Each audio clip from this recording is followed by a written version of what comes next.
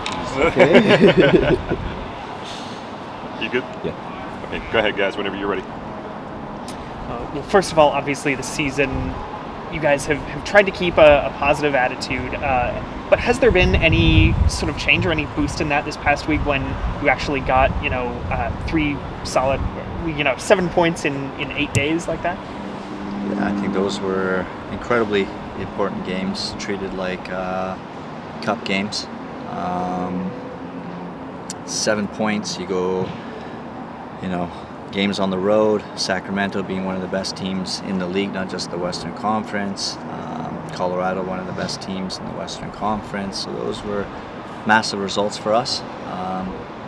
Unfortunately, only 1 point against El Paso, especially going 2 up, and then the way we conceded, it's an own goal, and then to be fair, I think we didn't do the best clearing the first action, but Lyons, if I'm pronouncing his name correct, I mean he hit it as good as you could absolutely hit it, and there was no chance for whoever's in the net in that moment. But that being said, it's obviously extremely productive. 3 games in 8 days, 7 points collected. And looking forward, obviously, you guys now have Louisville in a couple days. The mantra is every game is a cup final. How much does it help knowing that is, obviously you played them in a cup final a couple years ago. They're a great team this year, and will bring that atmosphere from their end. This is hands down the best team in the league, Louisville. Again, that's my subjective opinion. I can back it up with a lot of objective data. They're the best team. They're very, very well coached, super organized. They have excellent players for the level, incredible depth. They make subs or any rotation, it's the same quality. They don't lose any quality. That being said, we have to be the aggressors. We can't go out feeling that we're inferior. We have to go out confident. We're coming off 3 strong performances, and we have to be the aggressors with and without the ball and make Louisville uncomfortable. Has it been a bit difficult kind of planning for what Louisville's going to throw at you when you see, particularly on the offensive side, how many different players can contribute, how many threats they've got? Yeah, they've got threats all over the field. Like I said, it's hands down the best team in the league for all the reasons I just mentioned. That being said, it's about us and us being confident, us being the aggressors with and without the ball, and fighting in every action, fighting for the 90-plus minutes, and hopefully that's enough.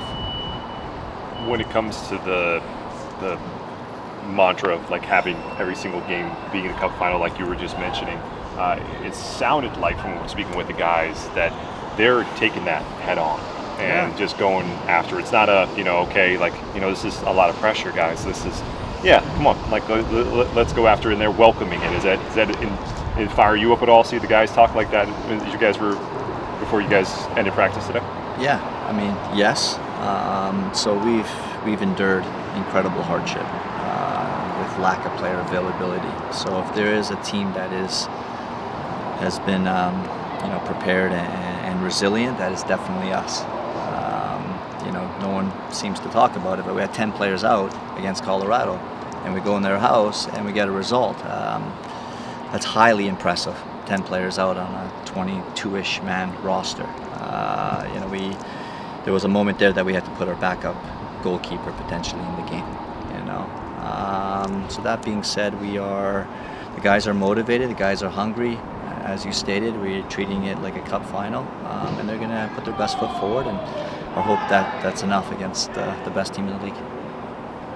And so during this past week, you've gotten 7 points total as a team, and so in what areas do you feel like your team has improved on, and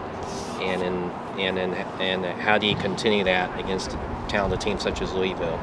I think the biggest one is the players' commitment to the game plan, their resilience. Again, I do feel this is the most resilient group based on what we've had to endure. There's no team, and I can say that objectively, there's no team that had to endure the lack of player availability we've had over the course of the season. Our guys have not made excuses. They keep fighting. and they'll continue to fight these last 2 regular season games. And let's see. Hopefully, it's enough to get us in playoffs. That resilience is kind of an overarching thing this year, bouncing back from some of the struggles from earlier in the season. But I think you also kind of see it within matches. Obviously, Yes. you guys get that late comeback against Colorado Springs. Was that any sweeter because of what had happened 3 days earlier? How the result slipped through your fingers there? You kind of got to turn that around. Yeah, I mean, as we do with all games, minus the one Phoenix game when I shared that, hey, we had to put that behind us. But we always reflect, learn, grow. In El Paso, we had the 3 points, and we fell asleep on 2 defensive set pieces. Right, they came off both corner kicks. Again, one was an own goal, and it's not a lack of quality, but it's a lack of focus, a split-second lack of focus. And sometimes those things happen. So that's what was learned, is that focus has got to be there for 90 plus minutes. And the guys showed that against Colorado. As you mentioned, this entire season you guys have had to deal with lack of depth and lack of help. But these last 2 games, you guys get an entire fan base behind you who's gone through the ups and downs of this season with you. How special and how much more fun is it to have them with you, knowing that they've been with you guys throughout all the ups and downs of this season, these last 2 games? Yeah, I've always said the heart of this club is our fans, and the guys, every time they step foot in our stadium, they give it their all.